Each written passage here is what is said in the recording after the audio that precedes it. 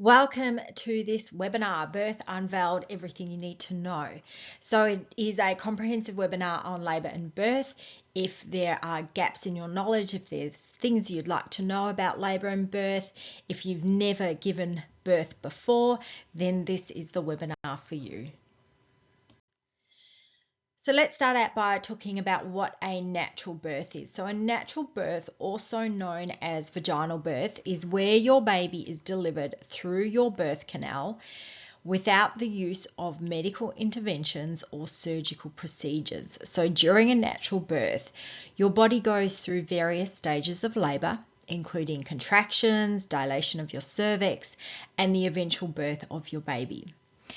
Now, the process of natural birth is guided by your body's natural instincts and hormones, allowing for a more gradual and instinctive approach to childbirth. Natural births are often preferred by mothers who are looking for a drug-free and more physiologically orientated experience, and it can also provide certain benefits for both you and your baby. However, it's essential to note that the choice of birth method should be made in consultation with your healthcare professionals to ensure the safety and the well-being of both you and your baby. The next type of birth is a medically assisted birth. So a medically assisted birth, also known as medical intervention during childbirth, is a process where healthcare professionals use various medical techniques and technologies to support and facilitate the delivery of your baby. This approach involves the use of medical interventions such as pain relief medications, epidurals, Pitocin to induce or speed up labour, and in some cases caesarean sections. The main aim of medically assisted childbirth is to ensure the safety and well-being of both you and your baby. These interventions can be beneficial in managing pain, addressing complications, or preventing potential risks during the birthing process. Healthcare providers carefully assess each situation and, when necessary, they recommend and administer appropriate medical interventions to assist with the birth of your baby and ensure a positive birthing experience for all involved. It's really important that we do cover the concept of the birth you want versus the birth that you get. As you prepare for your baby's arrival, it's essential to plan for the birth experience that you would like, while also being open to the possibility of unforeseen circumstances and your labour and birth of your baby taking a different turn from what you would like. However, planning for the birth you would like allows you to think about your ideal scenario, make informed choices, and create a birthing environment that aligns with your preferences and values. However, it's equally important to be flexible and prepare for the birth you may get. Childbirth can be unpredictable and unexpected factors may arise during labour. So by staying open-minded and informed about various birth options, medical interventions, and potential outcomes, you can approach your birthing journey with confidence and adaptability. Remember, the goal is a safe and positive birth experience for you and your baby, and having a flexible mindset can help you navigate whatever path your birthing journey takes. You might want to also think about having a birth plan or birth preferences. So birth preferences, also known as a birth plan, are a way for you to communicate your desires, your preferences, and wishes for your labour and the delivery of your baby. Your birth preferences are a written document that outlines the type of birthing experience that you're hoping for, considering factors such as pain management, labour positions you might want to use, who will be present during the birth, and postpartum care preferences. While labour and birth can be unpredictable, having written birth preferences can be beneficial for several reasons. So firstly, it's going to help you and your partner or birth companion to clarify your own thoughts and expectations about childbirth, fostering a sense of empowerment and control during the process. Secondly, sharing your birth preferences with healthcare providers encourages open communication and collaboration, ensuring that your medical team is aware of your preferences and can help guide decisions accordingly. Lastly, your birth preferences can provide reassurance and comfort to you and your partner or birth companion, as you'll know that you have actively participated in the planning process together and that your wishes are respected and valued during this special event. So one thing that I had no idea that I could do when I gave birth to my babies is that I could change the hospital room I was giving birth in. I had no idea that there were different things I could do to make the room more comfortable, more private.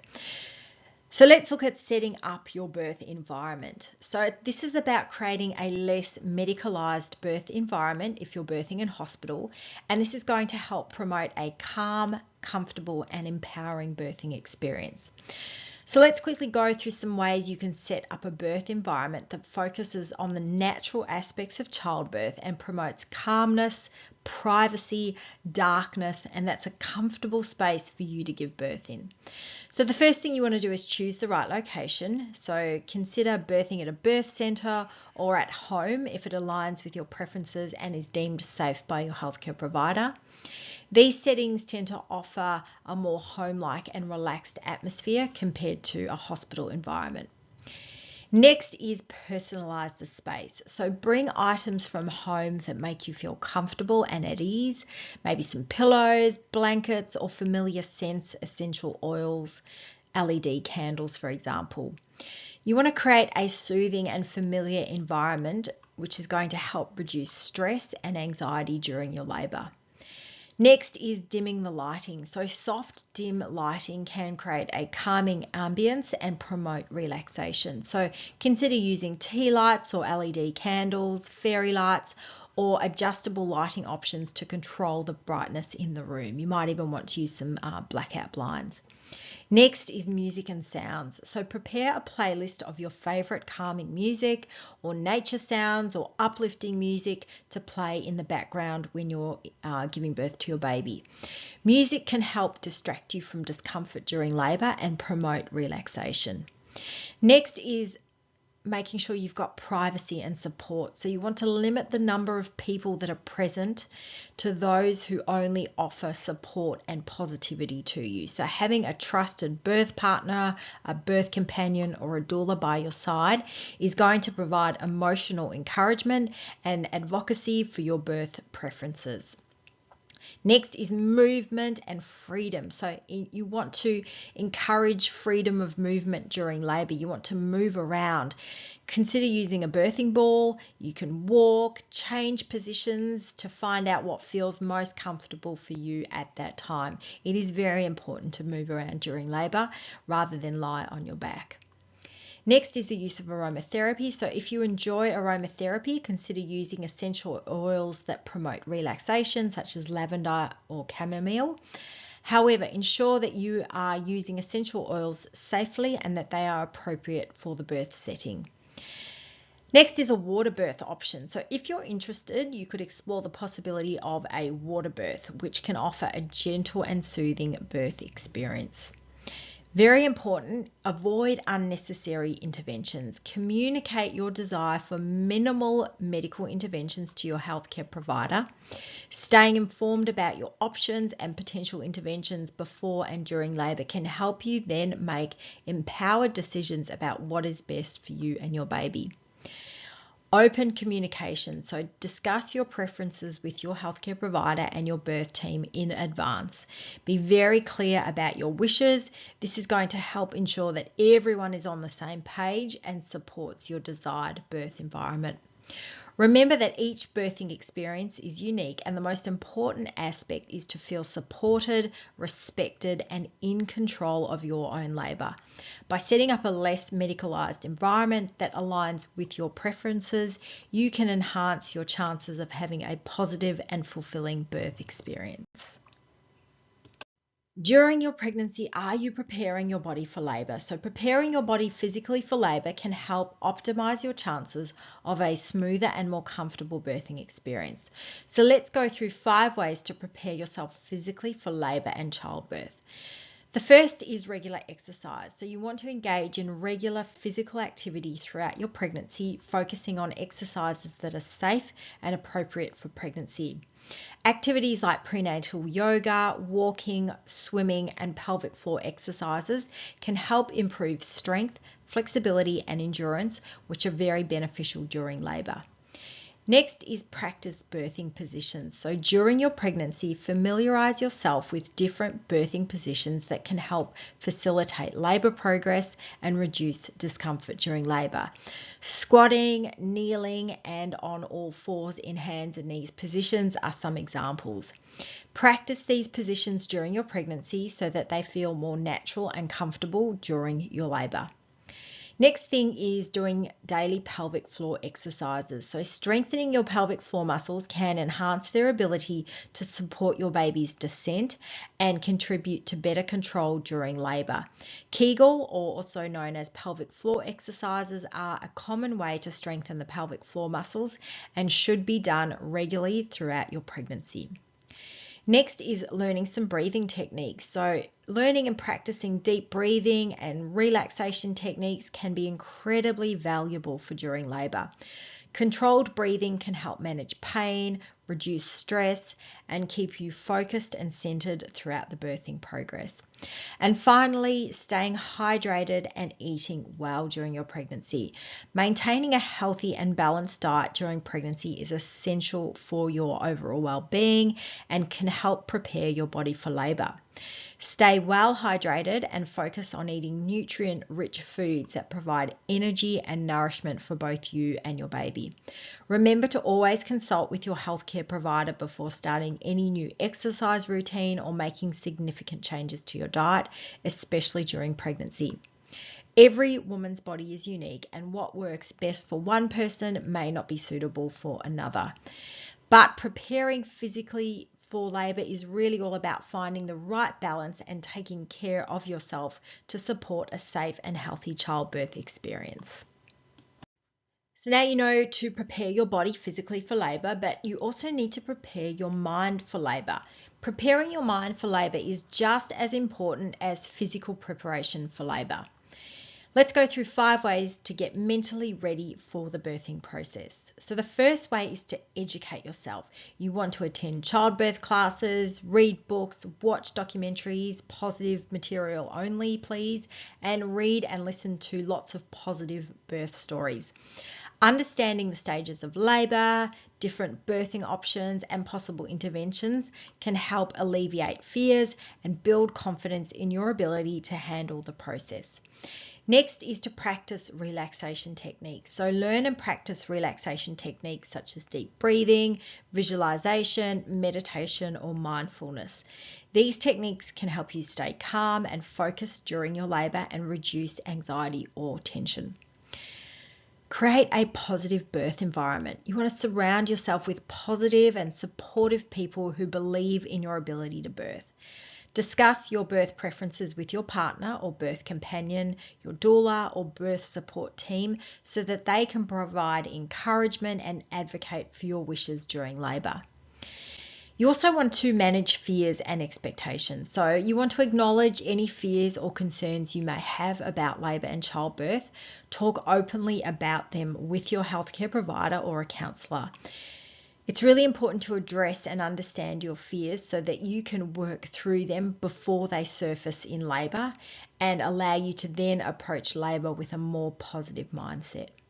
And finally, practice affirmations. So use positive affirmations to affirm your strength, your capabilities, and trust in your body's ability to give birth.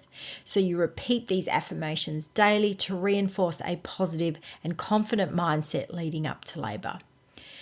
Remember again that every birth experience is unique and it's normal to have a range of emotions and feelings about labour. Preparing your mind involves being flexible, open-minded and adaptable to whatever may unfold during childbirth. Trust in yourself, trust in your body and your support team. You need to understand this fear, tension, pain cycle if you're going to give birth. The fear, tension, pain cycle is a concept that describes the interplay between fear, tension, and increased pain experienced by some women during labour. When a woman feels fear or anxiety about the birthing process, her body may respond by tensing up muscles, particularly in the pelvic area. This tension can then hinder the natural progression of labour, making contractions more intense and painful. The increased pain and discomfort can, in turn, then lead to more fear and tension, creating this self-perpetuating cycle. This cycle can interfere with your body's ability to relax and release beneficial hormones such as oxytocin, which are crucial for progressing labour and keeping things going.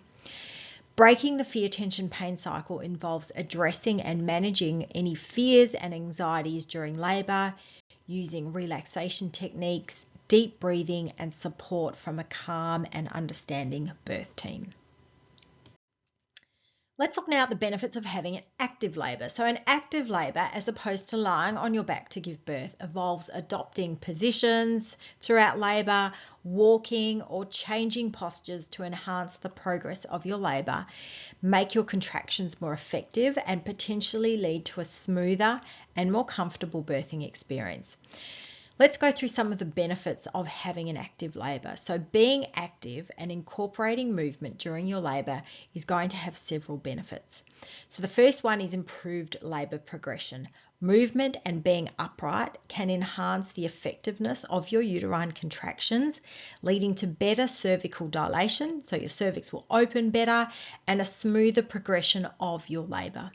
Changing positions and staying active can help your baby move down the birth canal, promoting a more efficient birthing process.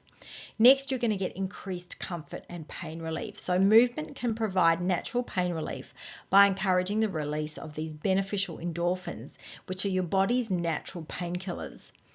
By changing positions and walking, this can also reduce the pressure on certain areas, easing discomfort and helping you cope with labour pain more effectively.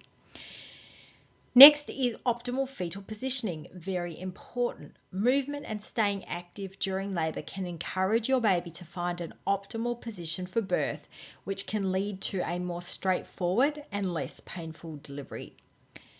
There's also a reduced risk of interventions, so staying active and mobile during labour can lower the need for medical interventions such as epidurals or labour augmentation, as it allows your body to work naturally and progress on its own.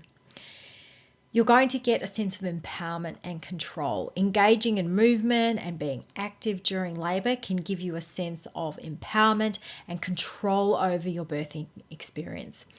It can help you to actively participate in the process, make choices about your positions, and create a more positive and satisfying birth environment. Let's go through what to pack in your hospital bag. So this is going to vary for everyone, but this is just going to give you a basic idea of things that you can include. Preparing a hospital bag for labour and birth is essential to ensure that you have everything you need during your stay. So I recommend you pack 2 bags, one for the items you'll need during labour and one for the items that you'll need after labour.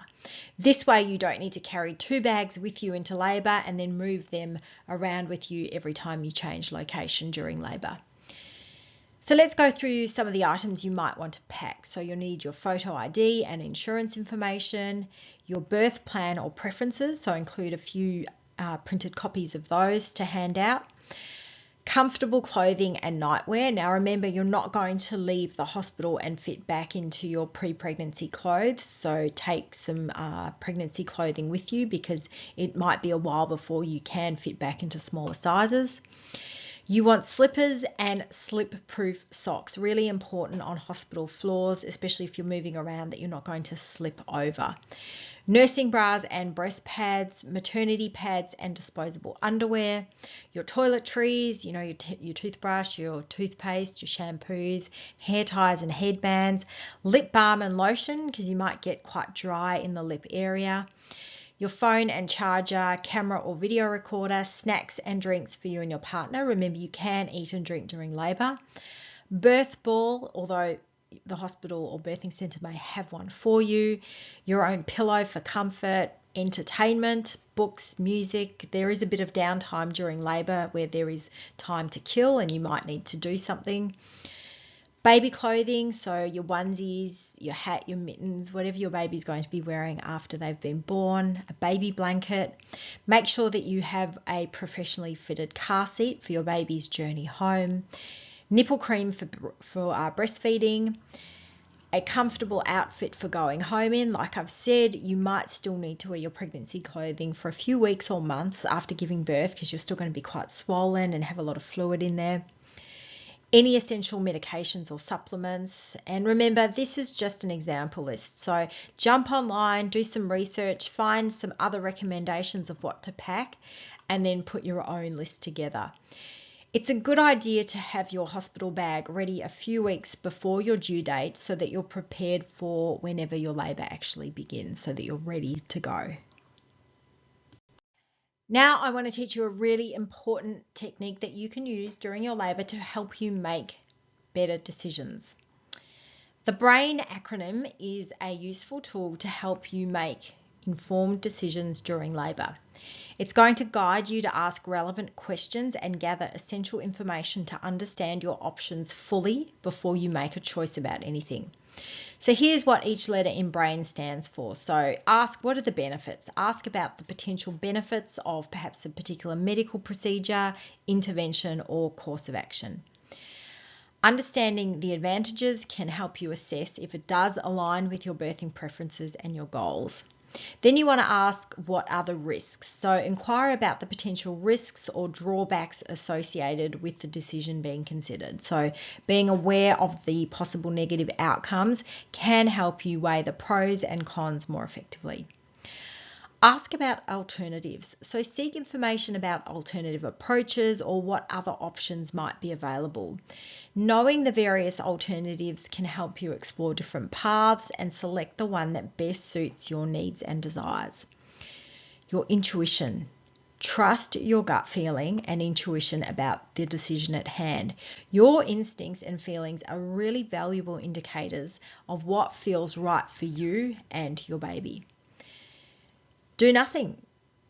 Understand what might happen if you choose not to proceed with the suggested course of action right in this moment or at all. Sometimes doing nothing or waiting might be a viable option, and it's essential to be aware of the implications. Making decisions during labour using the B.R.A.I.N acronym empowers you to be actively involved in the decision-making process. It's going to promote open communication with your healthcare providers, and it fosters a collaborative approach to care. By asking questions and gaining clarity, you can make more informed choices that align with your birth preferences, and this can mean you have a more positive and satisfying birth experience. Let's talk now about the role of your birth companion. So your birth companion, often referred to as a labour support person, or perhaps you're using a doula, plays a crucial role in providing emotional, physical, and informational support to you during childbirth. Their presence can have a significant impact on your labour and birthing experience, helping to create a positive and empowering environment for you. Your birth companion serves as a continuous source of encouragement, comfort, and advocacy, ensuring that your wishes and preferences are respected and honoured throughout your labour. During labour, your birth companion can offer you emotional support by providing reassurance, praise, and positive affirmations, which can help reduce anxiety and increase your confidence in your ability to give birth. They can also help create a calming atmosphere or birth environment by setting up the birthing space with familiar items, playing soothing music, or using aromatherapy. Physically, your birth companion can assist you in finding comfortable positions. They can offer you massage or counter pressure during contractions and encourage you to stay hydrated and regularly eat food. They can also provide guidance on breathing and relaxation techniques to help you manage pain and stress during your labour. Importantly, your birth companion acts as an advocate and a source of information. They can help you understand your options and make informed decisions during the birthing process using the B.R.A.I.N acronym that we've just gone through, so that you can navigate your choices effectively. Whatever type of labour and birth you would like to have, your birth companion supports your choices and communicates with your healthcare team to ensure your wishes are understood and honoured. Overall, the presence and support of a birth companion can enhance your sense of control, reduce the perception of pain, and contribute to a positive and memorable birthing experience. Let's go through labour now and what happens so that you know exactly what to expect. So let's look at the uterine layers and the muscles of the uterus. So during labour, the muscles of your uterus play a central and vital role in the birthing process. There is a strong, smooth muscle tissue that surrounds your uterine cavity, and this muscle is responsible for the powerful contractions that help facilitate the opening of your cervix and the downward movement of your baby through the birth canal. As labour progresses, your contractions become more frequent, longer, and more intense. These contractions work in a coordinated manner to thin and dilate or open your cervix, creating a pathway for your baby to move from your uterus into your vagina and eventually be born. The rhythmic contractions are regulated by hormones, particularly oxytocin, which is often referred to as the love hormone because it's released during labour, breastfeeding, and bonding between you and your baby. During active labour, your uterine muscles contract and relax in a wave-like pattern, pushing your baby's head downward with each contraction. This process, coupled with your efforts in pushing during the second stage of labour when you're birthing your baby, helps propel your baby through the birth canal and into the world. Overall, the coordinated and powerful contractions of your uterus muscles during labour are essential for progressing labour, facilitating the delivery of your baby, and ensuring a safe and successful childbirth experience. Let's look now at the cervix. So during labour, your cervix, which is the lower part of the uterus, undergoes significant changes to facilitate birth. Normally, your cervix is tightly closed to protect the developing baby during pregnancy. However, as labour begins, your cervix starts to soften, thin out or efface, and dilate or open up. And this is to allow your baby to pass through the birth canal. This process is known as cervical dilation.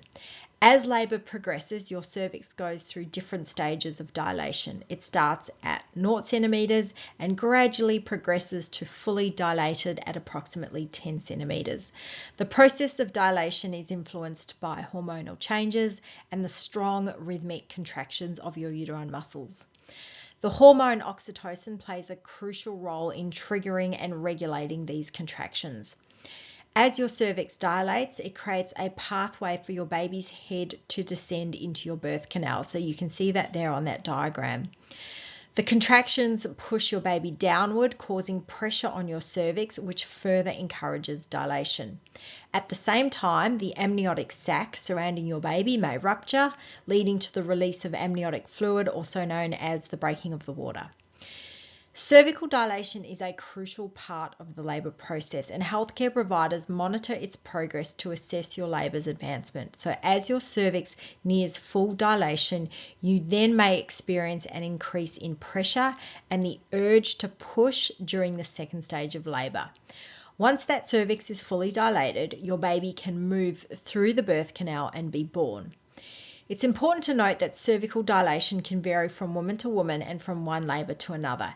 Every labour is unique, and the pace of cervical dilation can be influenced by factors such as previous birthing experiences, your baby's position, and the strength and frequency of your contractions. If you're having an active labour and you want to move around, let's go through some positions for labour. So during active labour, you can use various positions to find comfort and help facilitate the birthing process.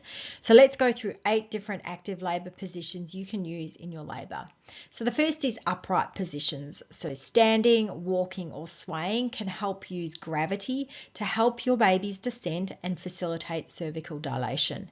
Next is squatting. Squatting can open your pelvis wider, providing more room for your baby to move down.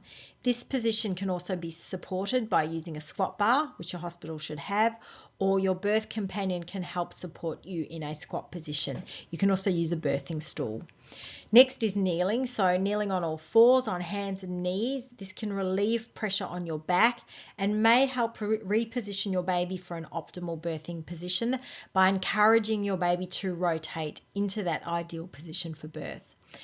You can also try rocking or swaying on a birth ball. So sitting or kneeling on a birth ball and gently rocking or swaying can help ease discomfort and promote pelvic movement. Supported leaning is another option. So leaning forward against a wall, your birth companion, or a birthing bed can help take pressure off your back and again allow your pelvis to open.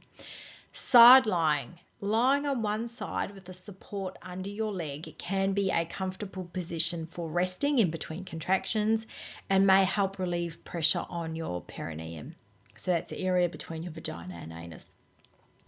You can also use a birthing stool or a squatting bar. So using a birthing stool or a squatting bar attached to the bed can provide stability and allow for an open pelvis during pushing. Remember that each woman's preference and comfort level with various positions may vary, so it's essential to listen to your body and find what positions work best for you during labour. So how do you know if you're in true labour or false labour? So false labour is those Braxton Hicks contractions. That's your body warming up and preparing for labour. It's not true labour. Well, recognising the signs of actual labour can be an exciting and obviously a very important moment for you. Some signs that you are in active labour include regular and increasingly intense contractions that are coming at regular intervals and are lasting longer over time. These contractions often feel like waves of pressure or cramping. They start in the back and then they wrap around to the front.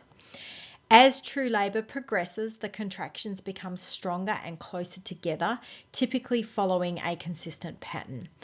Additionally, your cervix will begin to dilate and efface, and there may be a bloody show or a discharge of mucus tinged with blood. Your water may break, which is the rupture of your amniotic sac. When these signs are present and your labour is well underway, it's time to contact your healthcare provider and head to your birthing place or hospital. Over the next few slides, we're going to cover now the different stages of labour.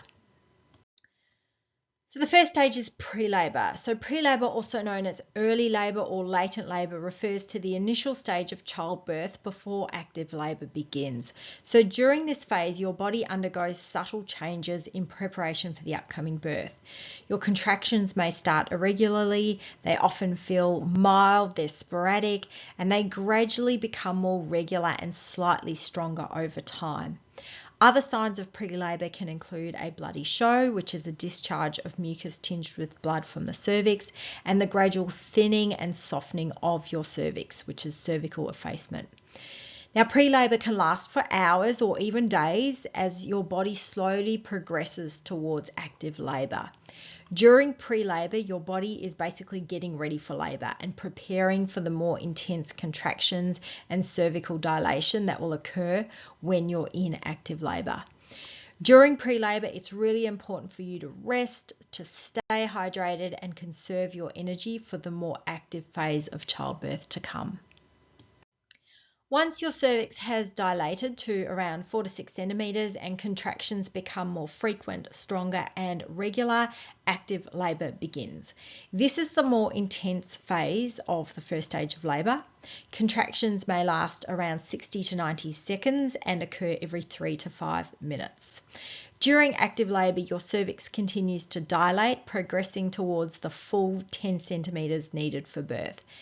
Contractions may feel more intense and you may feel increased pressure and an urge to push. This phase can last for several hours and requires focus, breathing techniques and support from your birth team. Active labour concludes when your cervix is fully dilated to about 10 centimetres, marking the transition to the second stage of labour. This is where pushing begins and your baby is born. Let's talk about transition. So the transition phase of labour is an intense and challenging stage that occurs towards the end of the first stage of labour, in between the second stage of labour where you push and birth your baby. During transition, your cervix is almost fully dilated, usually around 8 to 10 centimeters.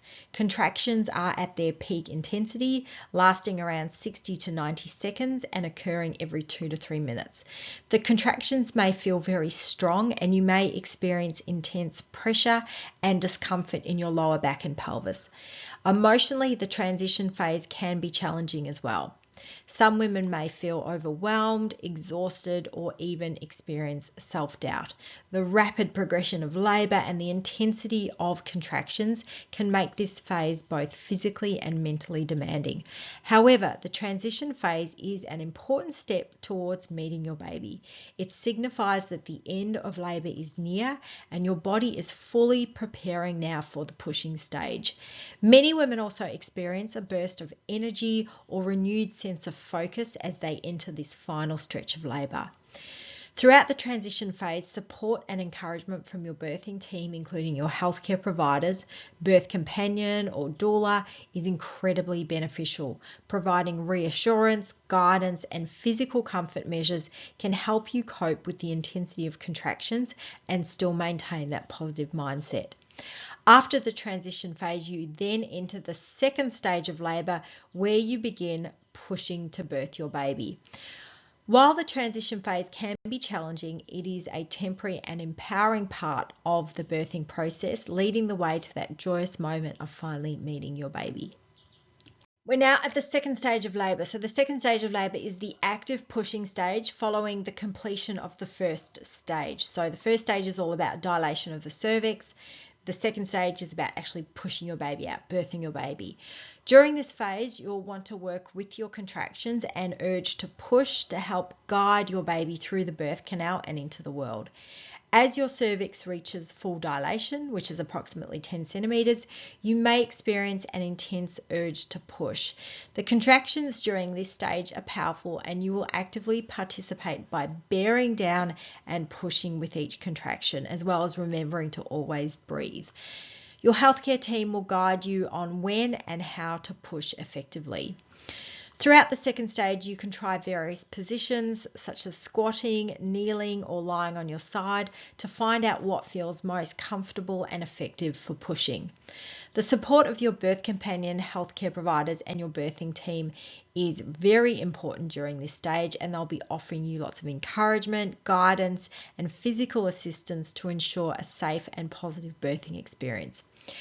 As your baby's head advances through the birth canal, you may experience what's called a ring of fire sensation as your perineum, which is the area between your anus and vagina, stretches.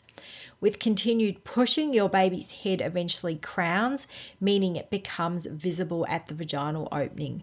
Once your baby's head is fully born, the rest of the baby follows with the next push. At this moment, your baby is born and the second stage of labor is complete. The second stage of labor is obviously a moment of huge accomplishment and joy as you welcome your baby into the world. It is a very physically demanding phase, but the incredible rewards of meeting your baby for the first time make it an unforgettable and life-changing experience for both you and your support team. But you haven't quite finished yet. The third stage of labor is the final stage occurring after your baby is born. It involves the delivery of your placenta, which is the organ that nourished and supported your baby throughout pregnancy. During this stage, your uterus continues to contract to detach the placenta from the uterine wall. You may experience additional contractions, but they are usually milder compared to those during active labor. Once your placenta is fully separated, your healthcare provider will guide you in pushing one more time to expel the placenta from your uterus and through your vagina. The third stage is relatively quick and you can focus on bonding with your baby while the healthcare team ensures that your placenta is intact and that there are no complications. Now, there are two ways to deliver a placenta: a natural placenta delivery and a managed placenta delivery. In a natural placenta delivery, also known as physiological or expectant management, your body births the placenta without any medical intervention. This approach allows your placenta to detach on its own, often supported by gentle uterine contractions and some gentle pushing from you, as well as breastfeeding. Some healthcare providers may massage the uterus or apply gentle pressure on the abdomen to encourage the placenta's delivery. The next way to deliver a placenta is called managed placenta delivery, which involves medical intervention to speed up the placenta's removal. A medication called oxytocin may be administered to stimulate stronger contractions and speed up placental detachment. Your healthcare provider may manually extract the placenta by gently pulling on the umbilical cord while applying pressure on your abdomen. Managed placenta delivery is usually reserved for situations where the third stage is prolonged, there is a risk of excessive bleeding, or other medical concerns arise. So the choice between natural and managed placenta delivery depends on your specific circumstances and your healthcare provider's judgment to ensure a safe and smooth finish to the birthing process. Skin-to-skin contact, very important after your baby is born. Skin-to-skin contact is when your baby is placed directly on your bare chest shortly after birth and maintained in this close contact for an extended period.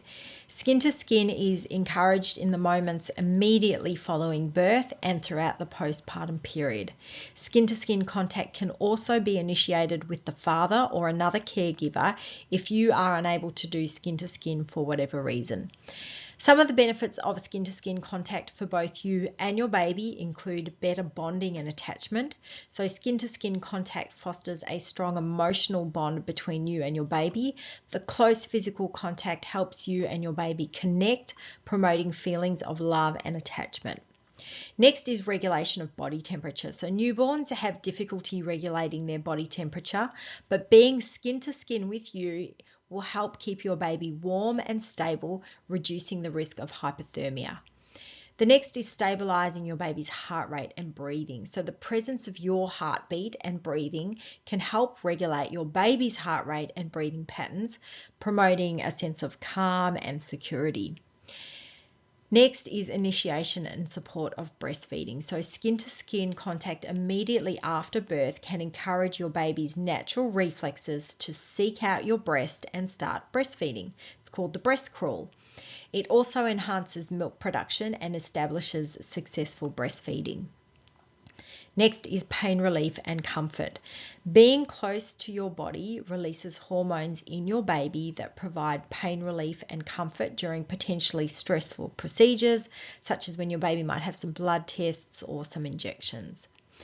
Reduction of stress and crying. So skin-to-skin contact has been shown to reduce stress hormones in both you, the mother, and your baby, leading to less crying and greater contentment for your baby. And finally, colonization of beneficial bacteria. Skin-to-skin contact exposes your baby to your skin microbiome, which helps colonize your baby's skin with beneficial bacteria and contributes to a healthy microbiome for your baby. Skin-to-skin contact is a natural and beautiful way to promote early bonding and support your baby's transition from the womb to the outside world. It provides so many physical and emotional benefits for both you and your baby, enhancing your baby's overall well-being and establishing a strong foundation for their relationship with you. So how are you feeling after the birth? Well, immediately after the birth of your baby, you may experience a mix of emotions ranging from joy and excitement to feelings of exhaustion and vulnerability. You may feel a sense of accomplishment and love for your baby, but at the same time, you might feel overwhelmed by the sudden changes and responsibilities of what's ahead. Physically, you might be tired and sore from the labour and delivery process, and you may also experience postpartum discomforts such as uterine contractions, vaginal soreness, and perineal discomfort. Hormonal fluctuations can contribute to mood swings and feelings of emotional sensitivity. To bond with your baby, continue to engage in skin-to-skin contact as much as possible after birth. Talking, singing, and making eye contact with your baby also strengthens the mother-baby bond. It's essential for you to listen to your instincts and take cues from your baby to work out what they need. Establishing a consistent feeding and sleeping routine can help both you and your baby to settle into a nurturing rhythm. Adequate rest is really important for your recovery. So aim to rest whenever possible. Sleep when your baby sleeps. Don't worry about that housework, and accept help from family or friends to lighten your workload. Make sure that you do prioritize some self-care activities. Make sure you're eating nutritious meals, you're staying hydrated, which is essential for your physical recovery and your overall well-being. Support from a partner, family members, or a postpartum doula can provide invaluable assistance during this transition period.